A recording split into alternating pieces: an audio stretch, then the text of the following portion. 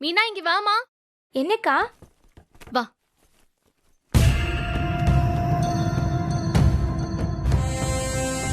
வா.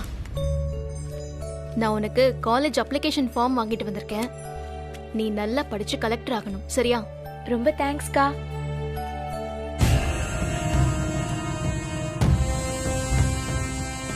Form fill பண்ணிடலாமா? உன் இனிஷியல் சொல்லு மீனா. அப்பா பேர் என்ன?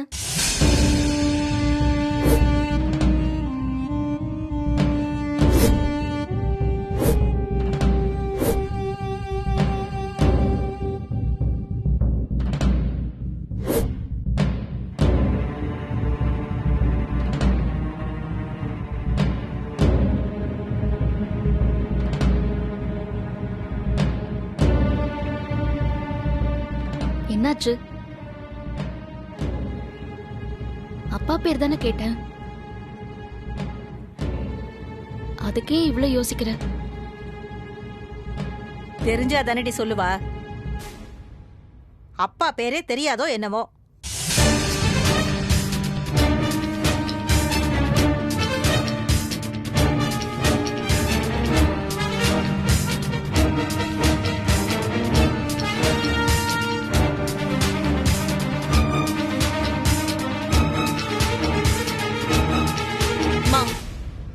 கொஞ்சம் பேசாம இருக்கியா?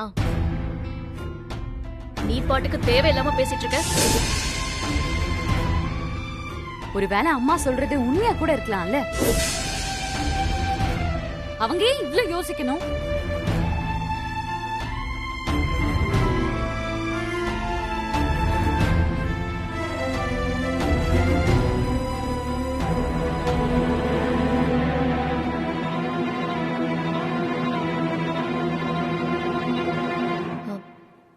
பத்மாமா, நீங்க இவங்க சொல்றதெல்லாம் காதுல வாங்காதீங்க.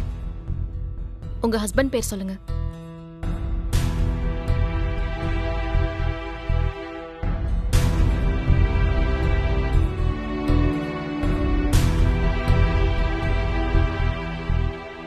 இதே கேள்விய அம்மா அவங்க கிட்ட நிறைய வாட்டி கேட்டுட்டாங்க. அவங்க எதுக்குமே பதில் சொல்லல. பாப்போம். அவங்க தான் உன் உயிரையே காப்பாத்தினவங்களாச்சே. உன்கிட்ட மட்டும் சொல்லுவாங்களோ என்னவோ. அப்பா பேர்லாம் வேண்டாம் ரஜினி. பேர் இல்லாம நிரப்பி கூட. இப்ப என்ன சொல்ற ரஜினி?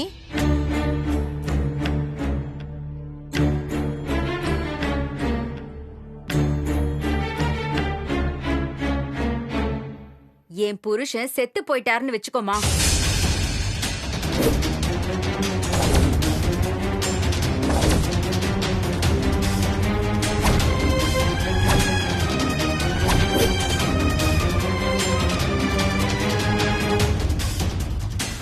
செத்தே போனாலும் அவருக்கு பேர்னு ஒண்ணு இருந்திருக்கணும்ல. அந்த ஆளுக்கு பேர் இருக்கும். அது இவளுக்கு தெரியலையோ என்னவோ. ரஞ்சிதம், என்ன பேசுற நீ? நீ இப்படிலாம் பேசுறவ கிடையாது. அதுவும் ஒரு பொம்பளை பிள்ளை தானே இப்படி பேசிட்டு இருக்க?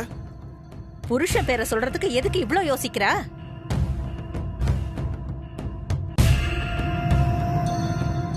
பத்மாமா, ரஜினி, எப்போ என்னையும் என் பொண்ணையும் வீட்டை விட்டு வெளியே அனுப்புனாரோ அப்பவே அவருக்கும் எங்களுக்கும் எந்த சம்பந்தமும் இல்ல. அவரு பேரை சொல்லவே எனக்கு பிடிக்கல. இனிமே என் பொண்ணுக்கு நான் மட்டும்தான்.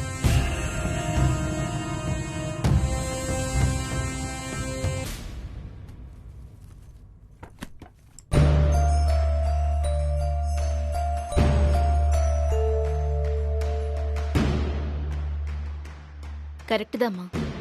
நான் கூட அப்படிதான். அப்பா பேரை சொன்னாதான் பாலிசி போடுவேன்னு சொன்னப்போ என் அப்பா செத்துட்டாருன்னு வச்சுக்கோங்கன்னு சொன்னேன். ரஜினி,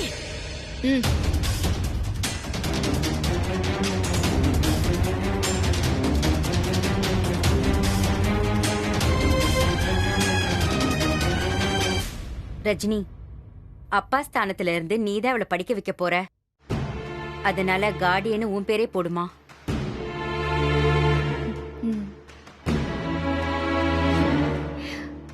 சரி ஃபில் பண்ணு.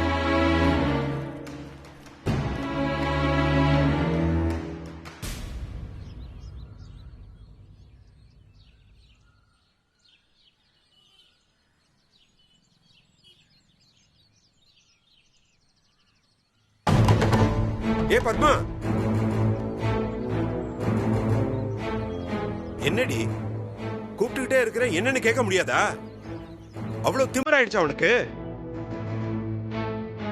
கட்ட புருஷன் குத்துக்கல்லு மாதிரி உன் கண்ணு முன்னாடி நின்னுகிட்டு இருக்க, வாய் கூசாம செத்துட்டேன்னு சொல்றியடி. பொம்பளையாடி நீ எல்லாம்? ஏன் புருஷனா? அப்படியா? உயிரோடவா இருக்கான்? எங்க நீ பாத்தியா? ஏய் பத்மா, ம்.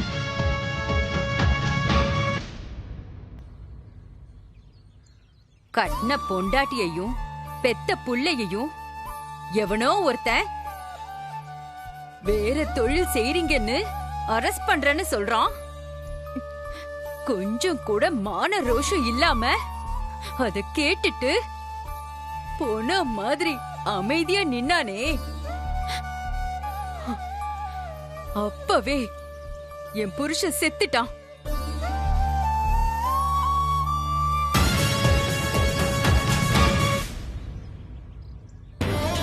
அப்பம் பேர் தெரியாத புள்ளையான்னு என்னையும் என் புள்ளையையும் உன் பொண்டாட்டி பேசினாலே, அப்ப எங்கயா போச்சு இந்த ரோஷம்? ஏய் உன்னை யார் இங்க வர சொன்னது? யார் வீடுன்னு தெரிஞ்சு நீ வந்தல்ல, அப்ப இதெல்லாம் நீ கேட்டுதாண்டி ஆகணும். அத்தனை பேரும் அந்த பேச்சு பேசும்போது அவ என் பொண்டாட்டி, அதுதான் என் புள்ளன்னு சொல்ல துப்பில்லல. அப்ப நீயும் நான் பேசுறத கேட்டுதான் ஆகணும். நானும் மீனாவும் என்னைக்கோ செத்து போயிருப்போம். நீ மாட்டிக்கிட்டு அலையிற பாரு ஒரு நல்லவன் வேஷம், அதை ஏன் கையால கிழிக்கத்தான் கடவுள் ரஜினி ரூபத்துல வந்து என்ன காப்பாத்திருக்காரு. ஓஹோ, அப்ப எல்லா உண்மையும் ரஜினி கிட்ட நீ சொல்ல போற, அப்படிதானே? அன்னைக்கு சொன்ன பதில் தான் இன்னைக்கும். நானா போய் ரஜினி கிட்ட எதுவும் சொல்ல மாட்டேன். ஆனா அவளுக்கு ஒரு கஷ்டம் வந்தா உண்மைய சொன்னாதான் சரியாகும்னா கண்டிப்பா சொல்லுவேன். நான் தெரியாம தான் கேக்குறேன், உனக்கு எப்படியா இந்த மாதிரி ஒரு பொண்ணு பிறந்துச்சு? பாவையா ரஜினி இந்த குடும்பத்துக்காக தன்னோட காதல், ஆசை, வாழ்க்கை எல்லாத்தையும் விட்டு கொடுத்து மனசு நொந்து போய் நிக்கிறா. இதுல திவ்யா வேற அவ மனச நோகடிச்சிட்டா. இந்த நேரத்துல ரஜினி கிட்ட போய் நீதான் என் புருஷன்னு சொல்லி என் பங்கு கவலை காயப்படுத்த விரும்பல. நீ எங்களை துரத்தி விட்ட பாவத்துக்கும் ரஜினி தான் என் பரிகாரம் பண்ணிருக்கா. என்னது, இவர்தான் உங்க புருஷனா?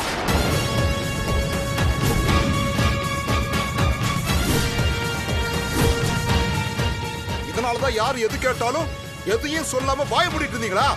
மாப்பிள, நான் தான் மாமா, நானே தான். எல்லாம் புரிஞ்சு போச்சு எனக்கு. இவங்க புருஷன் யாருன்னு குடும்பமே மண்டை பிச்சிட்டு இருக்கு. இங்க கதையில இவ்வளவு ட்விஸ்ட் இருக்கா? இவங்களுக்காக தான் இந்த குடும்பத்தை விட்டுட்டு போனீங்களா? ஐயோ மாப்பிள, இல்ல மாப்பிள, நீங்க ஏதோ தப்பா புரிஞ்சுக்கிட்டு பேசிக்கிட்டு இருக்கீங்க. ஆமா, இப்ப எனக்கு எல்லாமே சரியா புரிஞ்சு போச்சு. இப்பவே நான் போய் எல்லாரும் உண்மையை சொல்ல மாப்பிள, போறேன். நில்லுங்க மாப்பிள, மாப்பிள நில்லுங்க, நில்லியா.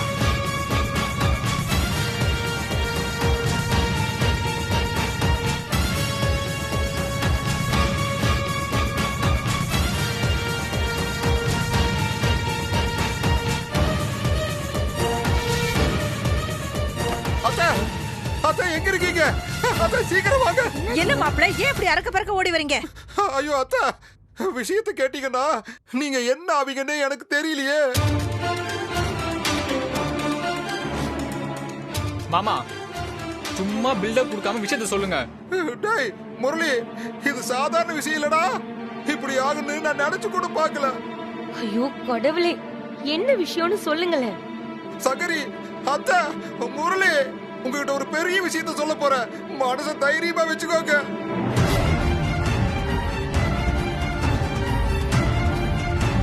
அத்தை, ரஜினி கூட்டிட்டு வந்திருக்கால அந்த அம்மாவோட புருஷன் யாருன்னு கண்டுபிடிச்சாச்சு.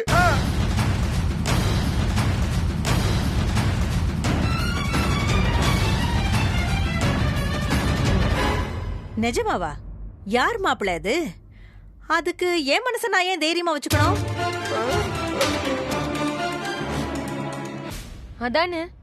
ஐயோ அத்தை, அந்த அம்மாவோட புருஷன் வேற யாரும் இல்ல, நம்ம மாமா தான். மாப்பிள்ள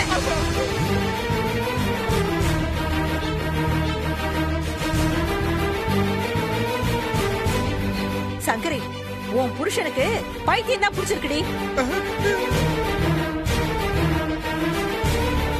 என்ன பேசுறோன்னு கொஞ்சம் கூட யோசிக்காம பேசிக்கிட்டு இருக்காரு. அத்த, என்ன நீங்க 2 அடி வேணாலும் அடிச்சுக்க. அவங்க 2 பேரும் பேசுறத என் 2 கண்ணாலையும் பார்த்தேன், என் 2 காதாலையும் கேட்டேன்.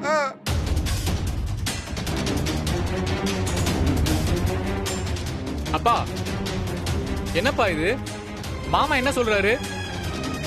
டேய், அவர் ஏதோ உளறிக்கிட்டு இருக்காரு. நீ அப்பாவை கேப்பியா அதுக்கு? என்னது? நான் உணர்றேனா? சங்கரி, மாப்பிளைய பேச வேண்டாம்னு சொல்லுடி. அது வேற ஒண்ணும் இல்லம்மா. மாப்பிள்ள ஒரு 5000 ரூபாய் பணம் கேட்டாரு.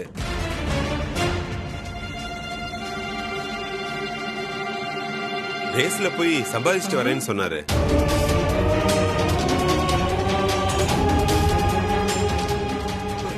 நான் பணம் கொடுக்கல. அந்த கோவத்துல தான் என்னை பத்தி தப்பு தப்பா சொல்றாரு. ஏன் மாப்பிள்ள, ஒரு 5000 ரூபாய் பணத்துக்காக என்னை இவ்வளவு அசிங்கப்படுத்திட்டீங்களே மாப்பிள்ள.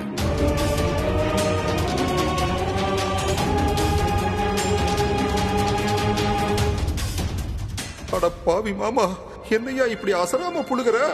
உன்னை போய் நல்லவன்னு வேற நம்பிட்டேன்.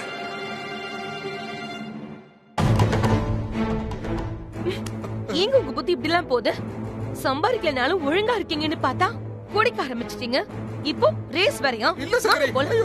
வீட்லயே இருந்து தண்ட சோறு தின்னு தின்னு மூளை வேலை செய்யாம போச்சு இவருக்கு. யார பார்த்து என்ன பேச்சு பேசுறாரு? இப்படி சங்கரி. ரஜினி, நீயாவது என்ன நம்புமா? இவர்தான் அந்த அம்மாவோட புருஷன். இவரும் அந்த அம்மாவும் பேசுறத நான் என் காதால கேட்டேன். இவர் ஏன் மேல பழிய போட்டு நான் ஏமாத்துறேன்னு சொல்றாரு. போதுமாடி, போதுமா? சொல்ல சொல்ல கேட்காம எவ்வளோ ஒருத்திய வீட்டுல கொண்டு வந்து வச்சேல்ல. இந்த வீட்டு மாப்பிளையே உங்க அப்பாவே.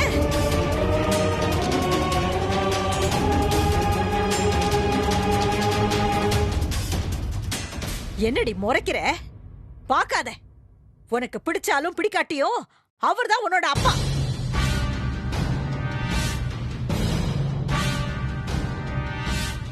அவரை தப்பா பேசுறாரு இவரு. எல்லாம் ஒன்னால தானடி. முதல்ல அவளை வீட்டை விட்டு வெளியில அனுப்பு. அவ்வளவுதான், சொல்லிட்டேன்.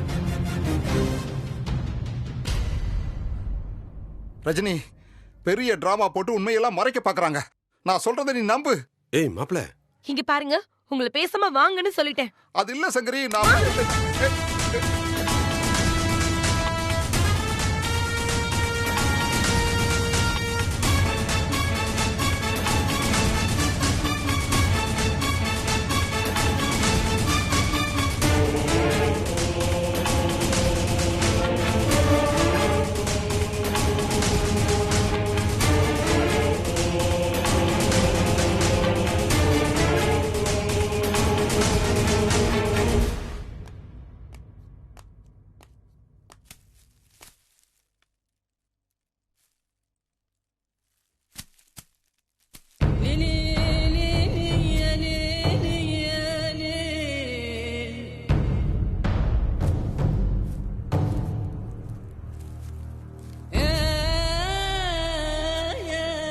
ஹாய் அனிதாக்கா.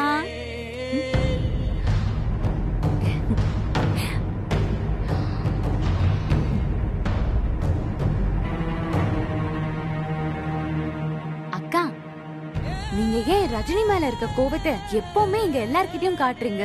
அவ மேல கோவப்படுறதே உங்களாலதான். அவளை வச்சுதான் நீங்க எனக்கு. இப்ப அவளே இல்ல. ஏங்கா, ரஜினி அக்கா மேலயும் தான் எதுக்கு இவ்ளோ கோவமா இருக்கீங்கன்னு கேக்குறேன். பார்த்திபனுக்கு தானே அக்காவை பிடிச்சிருக்கு.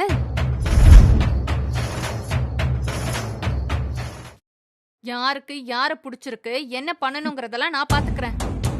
நீ எதுக்கு என்கிட்ட வந்து இப்படி எல்லாம் பேசுறேன்னு எனக்கு தெரியும். ரஜினி அக்காக்கு அவளுக்கு பிடிச்ச மாதிரி நல்ல வாழ்க்கை அமையணும்னு நினைச்சுதான் பேசுறேன்.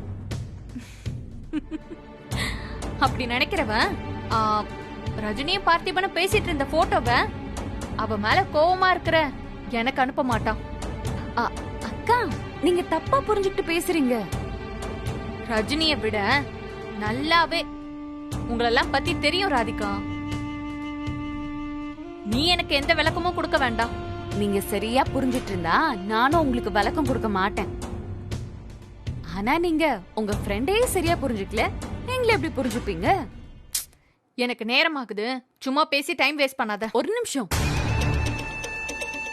நீங்க என்ன சொன்னாலும் என்ன செஞ்சாலும் எல்லாத்தையும் தாண்டி அவங்க 2 பேரும் ஒருத்தர் மேல ஒருத்தர் எப்படி அக்கறையா பாசமா இருக்காங்கன்னு நீங்க புரிஞ்சுக்கணும்.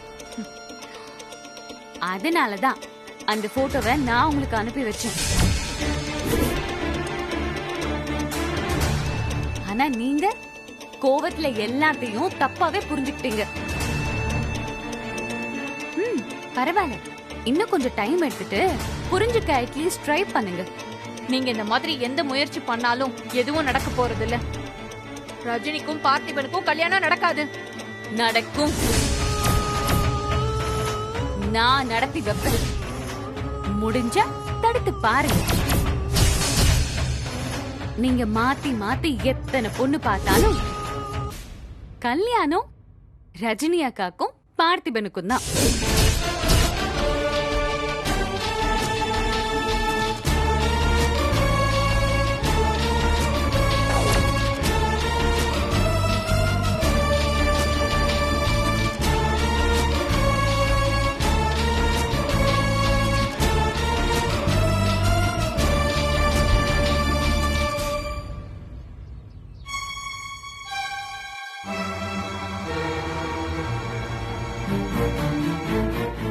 அனிதா, ஏண்டி இங்கே நின்னுட்ட? உள்ள வா. இல்ல பரவாயில்ல ரஜினி.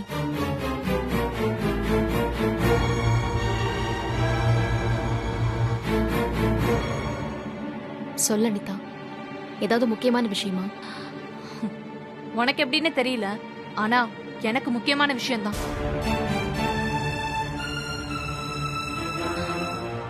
உன்கிட்ட ஒரு ஹெல்ப் கேட்டு வந்திருக்கேன். அத உன்னால மட்டும்தான் செய்ய முடியும். சொல்லு. பார்த்திபனுக்கு உடனடியா கல்யாணம் பண்ணி ஆகணும். ஆனா நாங்க சொன்னா அவன் கேட்க மாட்டான். நீதான் அவனை சம்மதிக்க வைக்கணும்.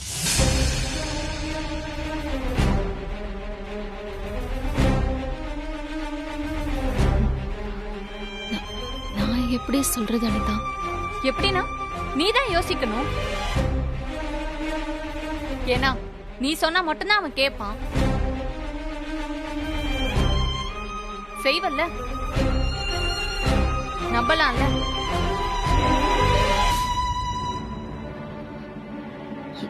என்ன அனிதா இப்படி பேசுற?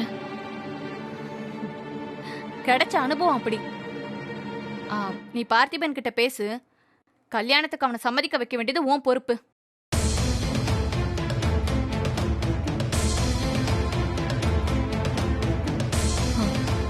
நான் பாத்துக்கிறேன். தேங்க்ஸ். நான் கிளம்புறேன்.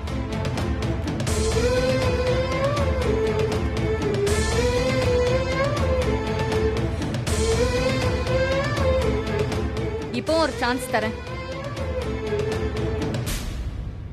நீ உன் குடும்பத்தை விட்டுட்டு பார்த்திபன் கூட வந்து வாழ்றேன்னு சொல்லு. உடனே இந்த கல்யாணத்தை நான் நடத்தி வைக்கிறேன்.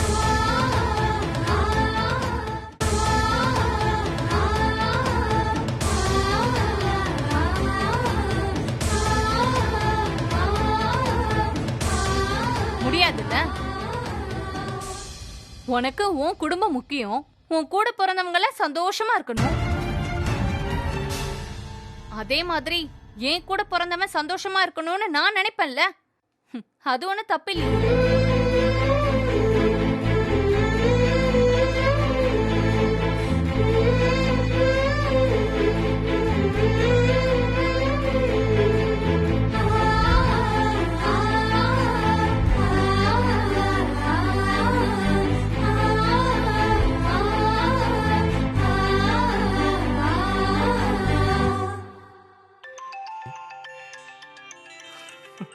ஓ வாவ். சொல்லுங்க ஸ்வீட் ஹார்ட், எங்க வரணும், எப்ப வரணும்? பார்த்திபா, ஷாக்லாம் ஆகாதீங்க, நீங்களே கால் பண்ணிருக்கீங்க. சோ கண்டிப்பா என்ன பார்க்கணும்னு சொல்லுவீங்க. ம். ஒரு முக்கியமான விஷயம் பேசணும். உடனே பார்க்குக்கு கிளம்பி வா. இந்தோ கிளம்பியாச்சு.